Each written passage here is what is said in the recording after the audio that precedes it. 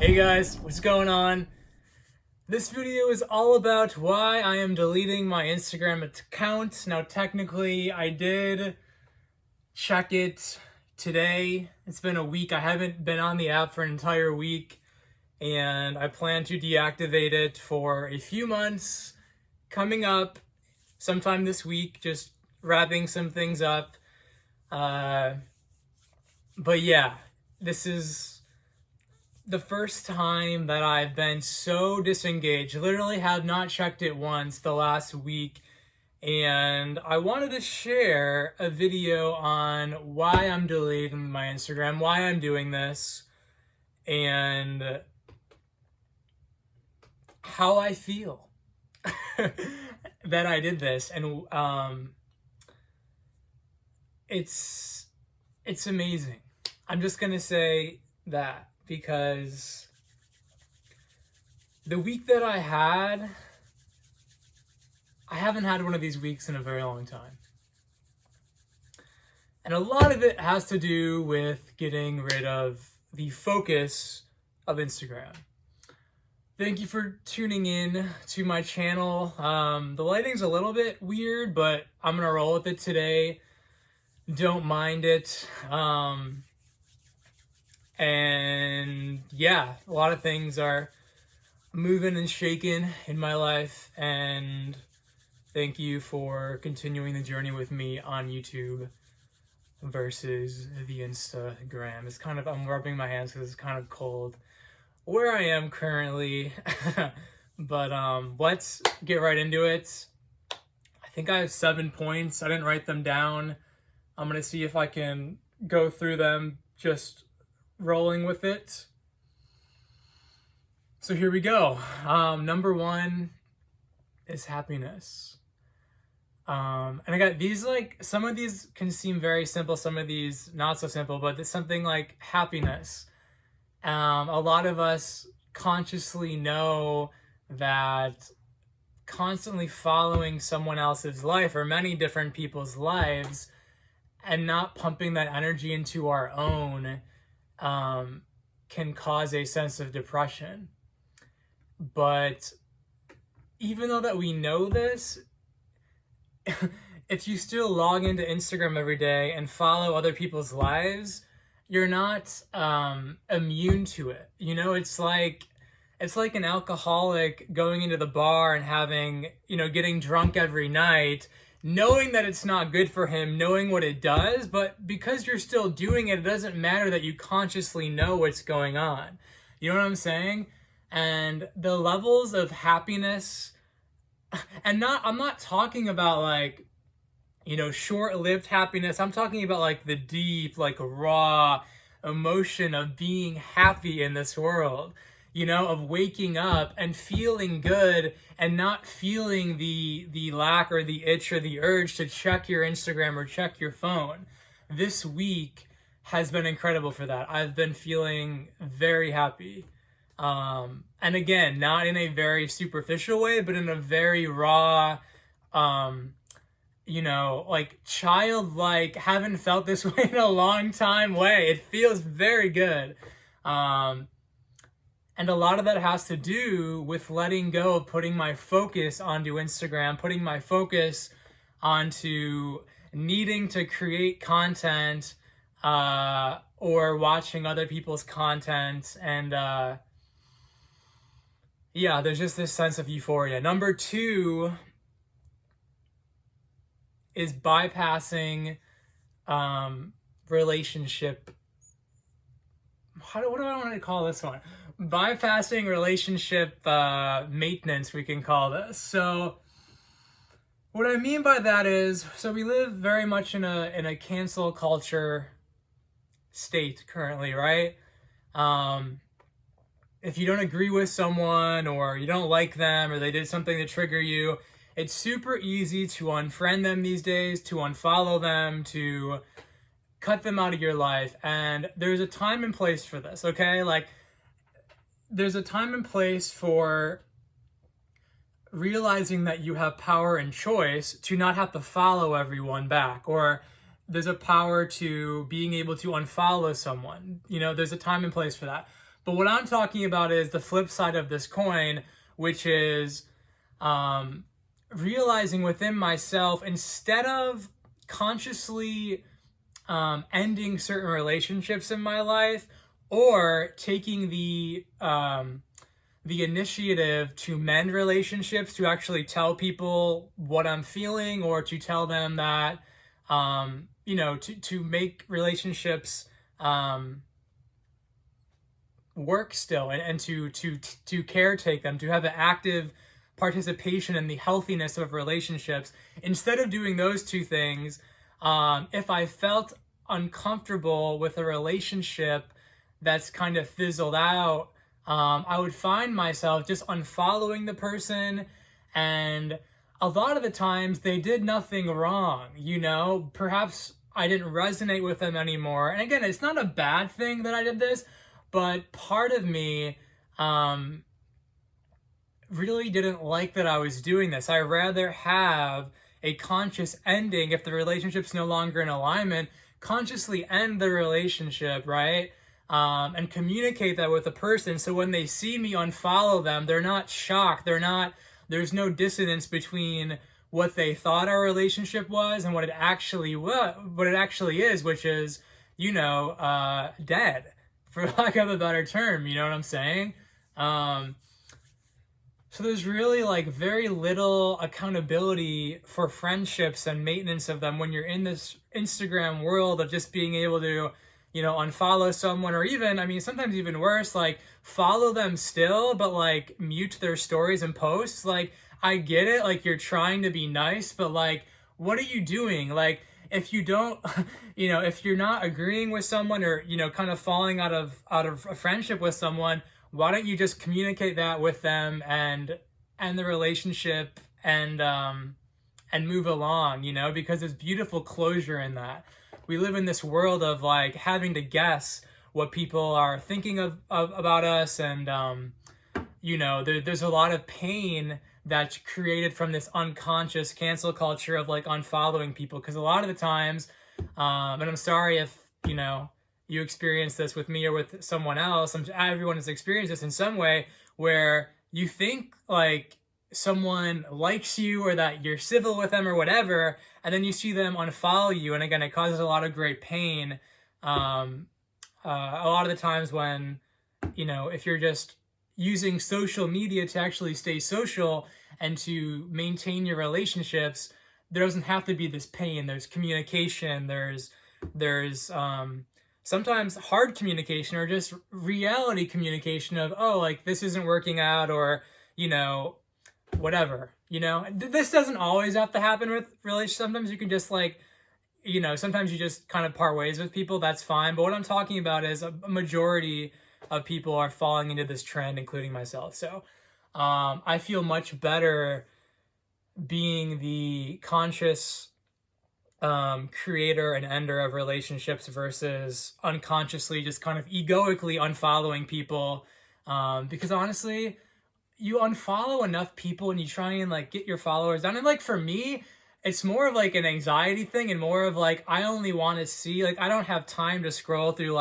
if I follow 400 or 500 people, I'm not gonna waste that much of my time going through Instagram. But I got to a point where I was only following a few people, and it's kind of you create this loneliness, why, what am I, what am I doing that for? So I can only follow a certain amount of people, and it's weird. It's an egoic thing, but I didn't like it, so that's another reason why I'm deleting it. And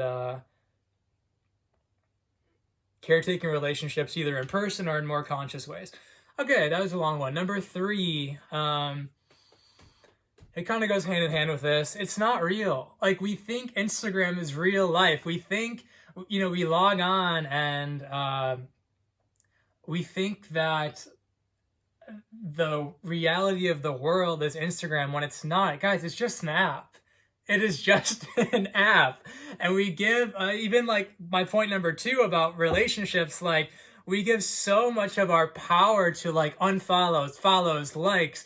It's this validation toxic machine that has a lot of control over us, even if you don't think it does. If you're tuning in every day to it, you know, for an hour or more a day, like it really does. And it's not only not real life Instagram, but you become unreal. You become this persona. You become this shell of yourself.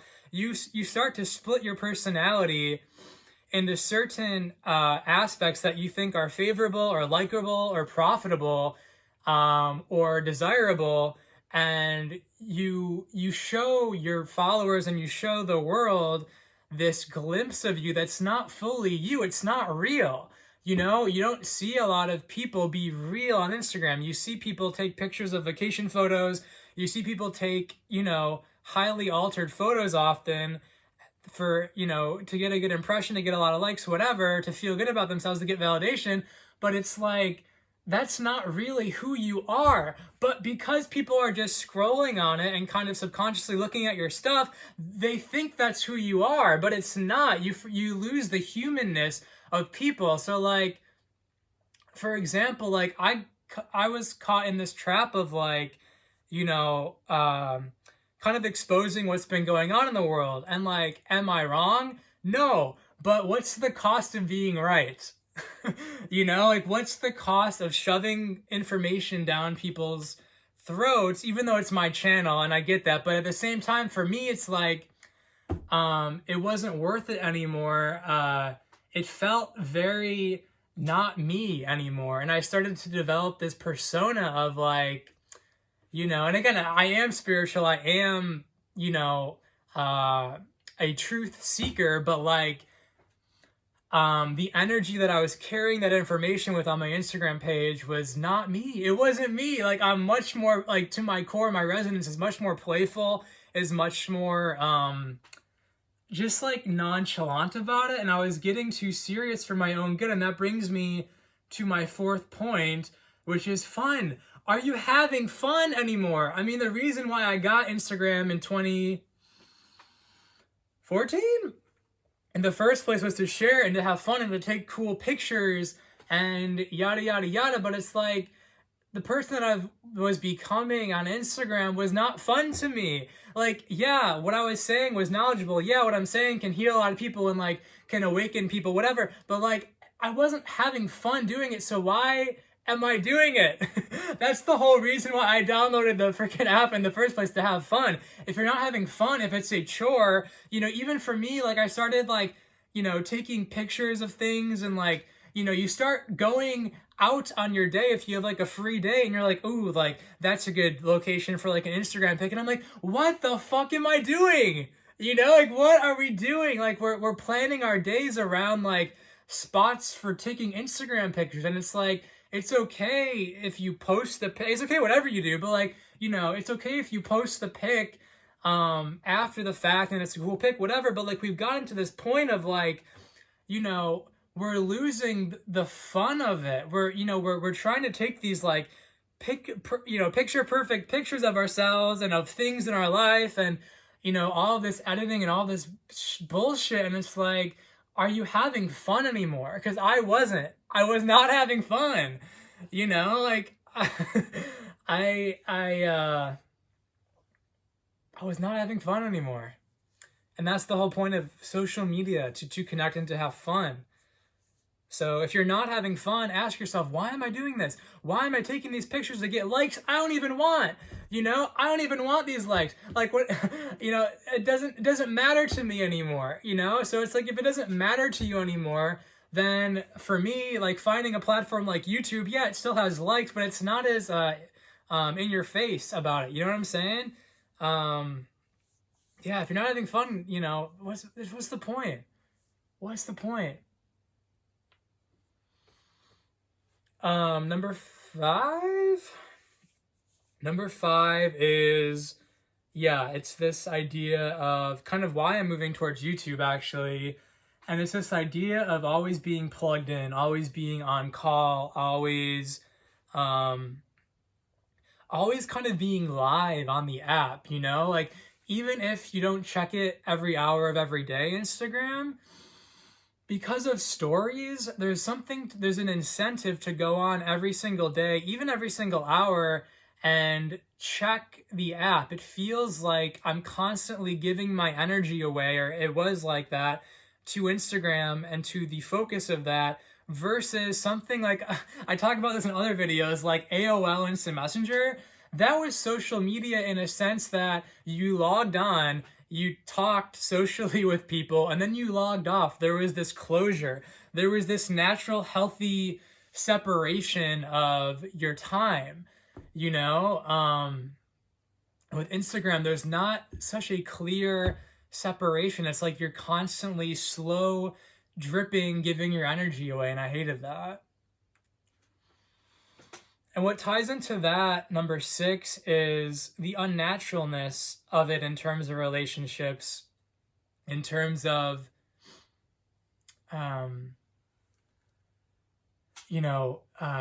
you view your friends and family. It's super unnatural to see what someone's up to every single day. There's a natural human buildup of separation, and then whether it's a week, 2 weeks, even like overnight, or it could be a few months or years, there's a beautiful separation of not knowing. There's a beauty of mystery to relationships when you're not constantly seeing someone's cafe pics, when you're constantly seeing what someone's up to, their achievements, their vacations, etc., etc.